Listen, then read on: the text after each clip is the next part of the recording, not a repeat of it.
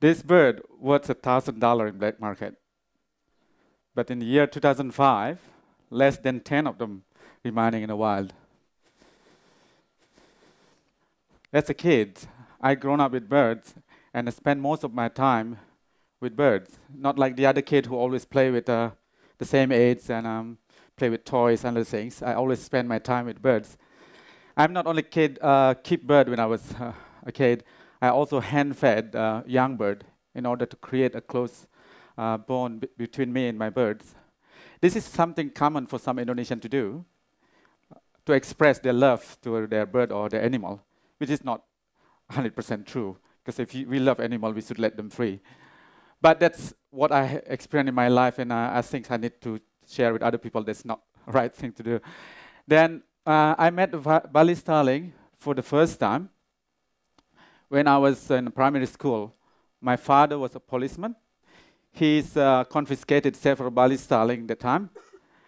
As a kid who loved to keep birds, of course, I'm really fascinated with this bird, and I want to have some of them.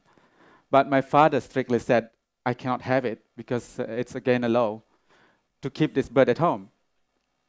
Then since that time, I feel like to be close with Bali Starling has become my childhood dream.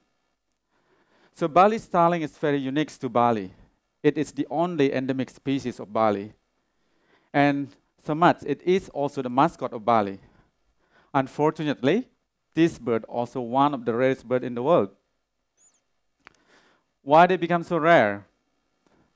The beauty and the uniqueness to being just in Bali has been the cause of their extinction. Since 1920s, people from all over the world have sought for this bird as a kid pets. And the demand of wild-caught birds was quite high and still is.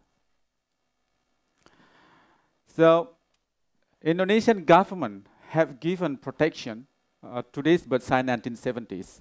There were a lot of great effort and millions of dollars have been spent in trying to save this Bali Starling from the extinction. Today, around the world, there are 1,000 Bali Starling breeders. Zoos around the world keep Bali Starling and breed Bali Starling as well. Then why they still become rare? That's all about money. Rare animal worth a lot of money. And imagine, if this bird worth for $1,000 for most simple Balinese family, especially the one who live in a village, it's like the whole year income after hard work. So of course, people who live by the West Bali National Park, where the last habitat we can find, so tempted to take some of them and sell it for $1,000. So for them, that's all money come.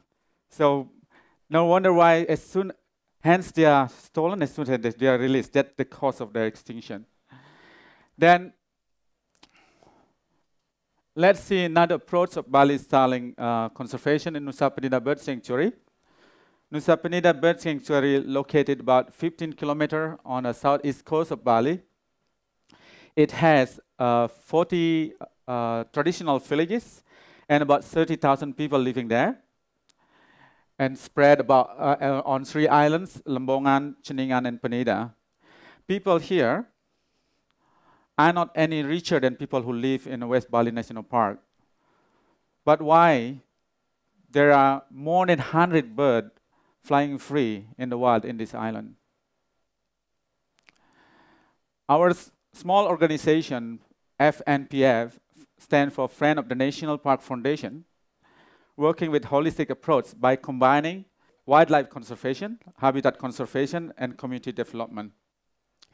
This is what belief will bring the work more sustainable instead of just focus on one thing. So not like the large NGO in the past, who have invested millions of dollars in security that have been proven unable to prevent people in West Bali National Park to steal Bali Starling from the wild. We are focused on working how to provide alternative for the local people of Nusa Penida. So instead of protecting the bird from the local village who used to be the one who steal the bird, we have transformed the local people of Nusa Penida become the bird protector. But for that, we must create various programs that can bring education, economic, and cultural benefit to local people of Nusa Penida. Since the last 6 years, FNPF have funded scholarship almost for 100 students to go to primary school until high school. We also funded scholarship for 2 students to go to university. And we also funded traditional dance class, community library, and we run several agricultural livestock courses. And also we have run competitions such as painting and then conservation education, which all have any conservation connection on it. So all of this activity really bring an immediate and long-term benefit in culture, education, and also economy. So in return, the people of Nusa Penida, all that 40 villages in the island, have passed traditional regulation that known as awig-awig for bird protection, making it the village obligation, not just some people obligation or government officer obligation, to protect the bird. So we release the bird, the local people of Nusa Penida protect them. I bred Bali Starling first time in 1993. I was working for Bird Park. I was the first person in this island who bred Bali Starling in captivity. But I only worked for the park for 1 year, having a childhood dream to be close with Bali Starling all the time, make me find ways how to make me to be able to close with Bali Starling. So I asked around if anyone that I know have a lot of money willing to fund a breeding program for Bali Starling, but for conservation purpose, not for commercial purpose. Finally, in 1998, somebody willing to fund the idea, but we have another problem. There is no bird available in Indonesia, samely, because no one have a breeding license in Indonesia at that time.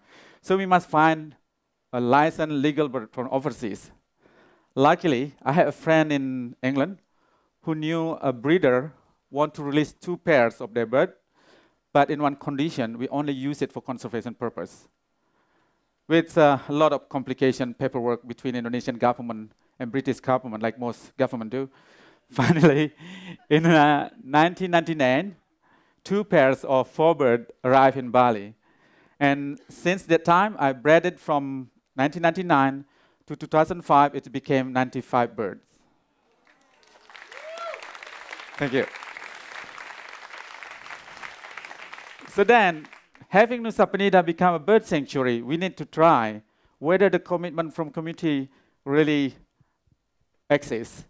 We released the bird since 2006 until 2011, only 76 birds released in Nusa Penida.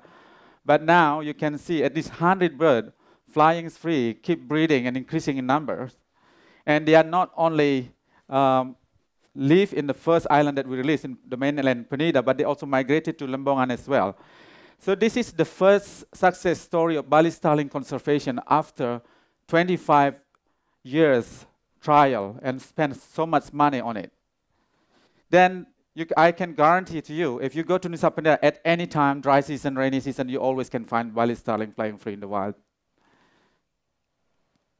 So this condition can happen anywhere. It's not only in Nusa Penida. So we are very lucky to get our president recognition for this program. Hopefully more and more people to recognize this work. In the year 2005, we have been invited by the Besikalung Temple Committee in central Bali. It's representing 5 traditional villages and 9 water irrigation organizations that known as Ubud, to run a similar program like what we are doing in Nusa Penida. The reason why they invited us to do the similar program because they heard so many positive impact following the conservation program. Like Nusa Penida used to be known as a non-interesting area, it's a underdeveloped, dry, nothing fun to see except for people who are seeking for spiritual journey. And now it's changed, become quite interesting place to visit. We have a lot of volunteers who not only come to bring money for the local community and the program, but they come and help the local community directly and indirectly. So this kind of condition, this group of people really want to have. So now we are on process, not only making this area, about 50 kilometers square in central Bali, become a bird sanctuary, but we will make it broader to be a wildlife sanctuary. I really hope. It's quite high ambition. Before I die, I want to see my hometown regency, Tabanan, become the first regency, become a wildlife sanctuary. I think it's quite achievable. And also, it's better if the whole Bali province become wildlife sanctuary, or even Indonesia, or the whole world, because we need to heritage the wildlife to our next generation. We cannot change people's desire, especially the rich one who have too much money to own the rare animal. But for sure, we can create program that can transform the local people who used to be the people who cause problem with the wildlife in the nature, become the protector of wildlife and nature for our future. Thank you.